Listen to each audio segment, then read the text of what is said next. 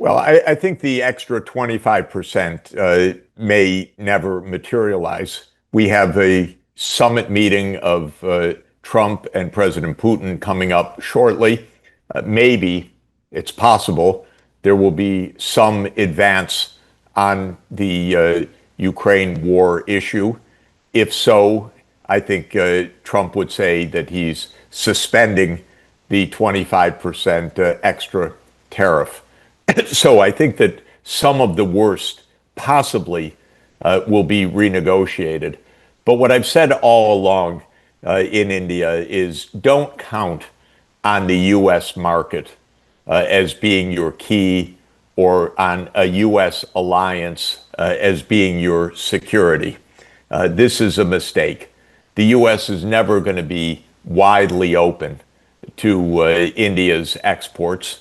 Maybe it won't be as punitive as right now, but it will not be open. India's export future, as is true of China and many other places, will be more in the emerging and developing economies actually than in the two Western rich regions, North America and Western Europe, because both of those regions are slow growing and protectionist. And they are going to become more protectionist over time, not less protectionist. So there's a short-term question. India, yes, should try to negotiate better. I'm not at all against that. But I think that the strategic hopes of India, that it's the U.S.-India partnership that will replace China in America's supply chains, and also that will be the core of India's security arrangements. That I don't believe at all.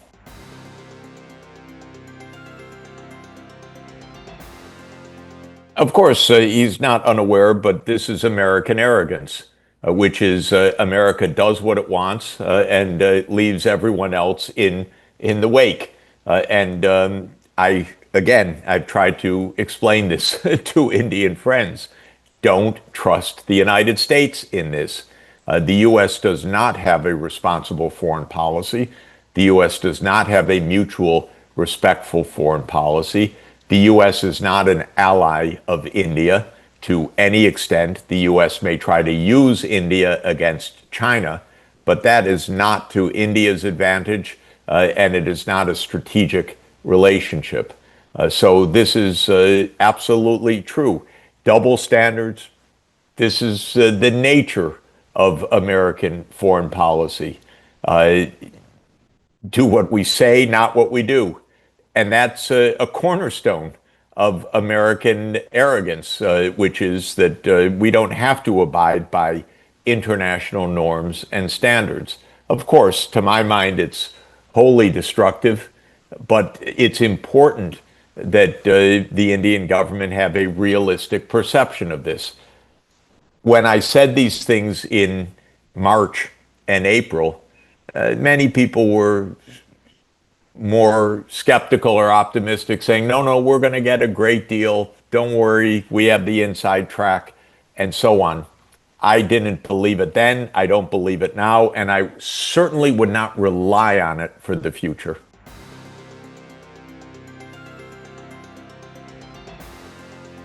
Last night, I went out to dinner. I used my credit card. I paid the restaurant. I ran a trade deficit with the restaurant. They didn't rip me off. I didn't sell any goods or services to the restaurant, by the way. It was an out-and-out bilateral trade deficit. This is basic economics. Now, sometimes you run an overall trade deficit if you add up your deficits and surpluses, because maybe you're borrowing in order to finance a house, or you're borrowing to finance an automotive purchase, or you know that your income is about to rise in the next 2 or 3 years, so you want to raise your living standards right now. Or you're profligate, like the United States is, which says, we'll let our kids pay the debt, not us. And all of those are reasons why you could have an overall trade deficit that has nothing whatsoever to do with the trade policies of your trading counterparts. This is basic economics. The overall balance, which we call the current account balance, which takes into account not only goods, but also services and income flows from net investments and unilateral transfers in both directions. The current account deficit is a measure of a country's spending in excess of its production or its income. So basically, if you spend more than you make, you run a deficit. That is not a reflection of perfidious behavior of those that are running surpluses. It's a measure of the fact that they tend to have a higher saving rate than you do. You have a low saving rate, and therefore you're spending more than your income. Now, the United States does not want to think in these terms. Donald Trump is an economic illiterate. His advisors are, by the way, almost all are lawyers, not even economists, and the couple economists around are pretty bad ones. They are micro, not macro economists. But ask a macroeconomist what an overall imbalance means, and they'll tell you you're investing more than you're saving, or you're spending more than your income, whatever it is. If you want to get that under control, adjust your own spending behavior.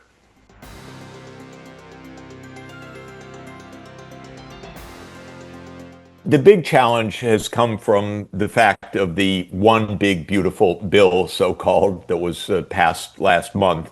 That is the budget measure, which put the United States on a course of persistent high deficits for the next decade.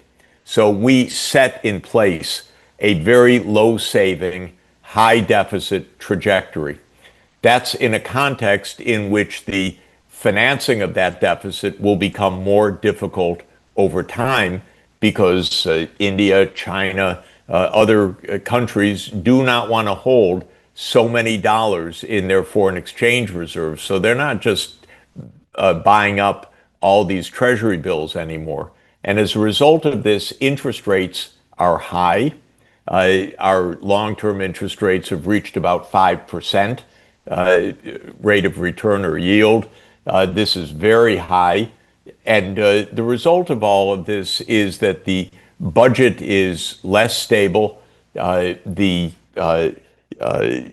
fiscal future is less secure.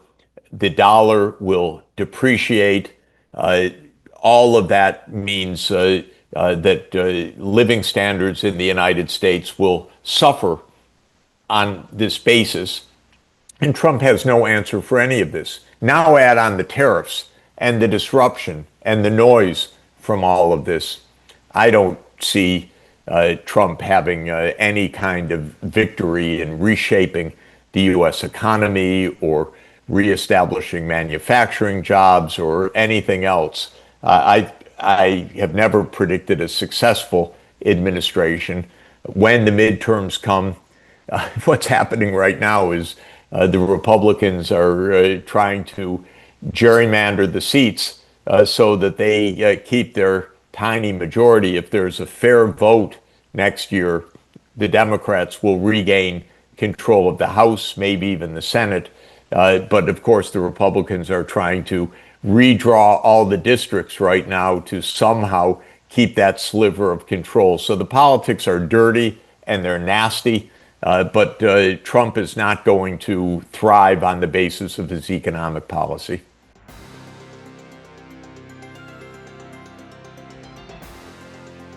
I would have recommended all of these things even without Trump. I'm a believer in the BRICS. I'm a believer in the BRICS remaking the world order for multipolarity and multilateralism. I'm a big believer, by the way, I think it's less controversial now than maybe a couple months ago because of what's happened. But I am a believer in China-India reconciliation and cooperation. I'd like to see the issues that have divided the two giants to be resolved because I think the gains from close cooperation in making a fairer world would be enormous. You know, it's almost 40% of the world population between the two countries. I'd like to see China support India for a permanent seat on the UN Security Council. I think this would be very important for the world and something that China should do. I'd like to see India and China solve the border issues, which, after all, were made by the British, not by India or China. So it's time for them to be resolved as well. So I see the BRICS as a very constructive force. I do think the BRICS should also intensify work on local currency payments, non-dollar payments for settlements, on establishing strong BRICS financial institutions, and on other forms of cooperation. But this flurry of activity in the last couple of days, well, we can thank Donald Trump. He's the great unifier of the BRICS.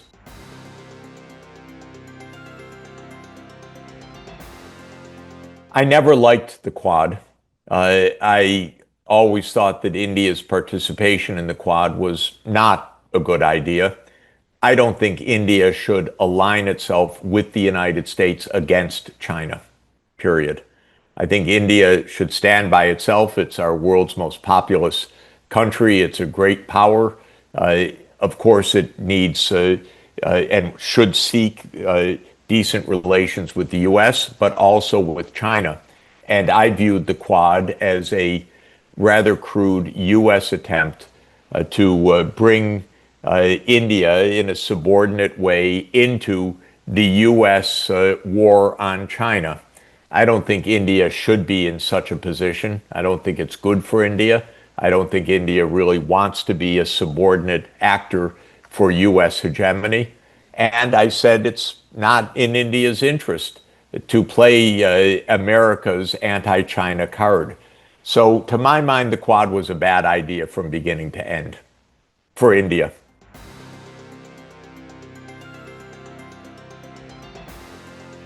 Well, first of all, I think what Trump did vis-a-vis India is just incredibly stupid. Sorry, from America's point of view. It's a kind of complete disconnect on every other issue. I was never in favor of the Quad, for example, or never in favor of the U.S. India security arrangements as the U.S. saw them. But Trump succeeded in demonstrating to India it's completely unsupportable and unsustainable and untrustworthy in that regard. So Trump did in the U.S. position quickly. I thank him for it. As I said, he's a great unifier of the BRICS, and I'm a believer in the BRICS. But now moving to why he backed down on China, that's easy. Rare earths. And China stood up to the U.S. China's more powerful vis-a-vis the U.S. than India is, no doubt about it. China has a bigger clout, a bigger economy, and it has a very strategic position, of course, in a number of sectors of the economy that the U.S. needs, the most important of which apparently are these strategic mineral sectors and the magnets, the rare earth magnets and so forth. I'm no expert on the technology, but I think we all learned that the U.S. auto industry almost came to a standstill in a few weeks based on China's slowdown or stoppage of exports of certain products to the U.S. Well, the U.S. Authorities figured this out quite quickly, so they backed down quite quickly. I would say that for India, it doesn't have the same clout as China does, but it has clout, and the BRICS have a lot of clout, and the United States needs to be told pretty clearly, you can't do this. This is ridiculous to be going day to day, punishing this one, punishing that one, like lightning bolts from Zeus, as we would say. No, this is not the way the world can actually work. And I think hearing this clearly could get the U.S. to regain some sense. President Lula put it very clearly and explicitly and colorfully a couple of weeks ago when he said, "We do not need an emperor." And I think this is the right sentiment. And I think the BRICS as a whole not only should strengthen its economic and strategic relations in view of a multipolar world, but can also say politely but clearly, we don't need an emperor. The United States doesn't run the show, nor does it determine the international trade system.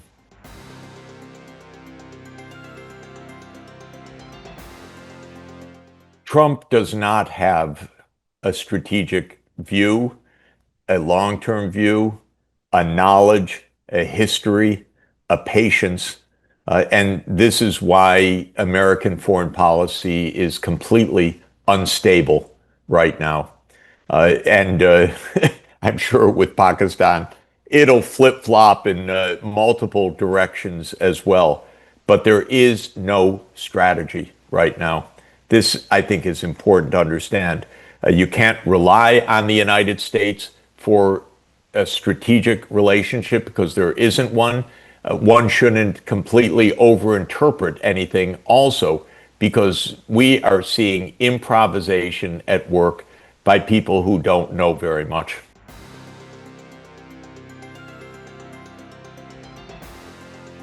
We are seeing the Trump phenomenon in part as a kind of tantrum at the end of the American dominance of the international order.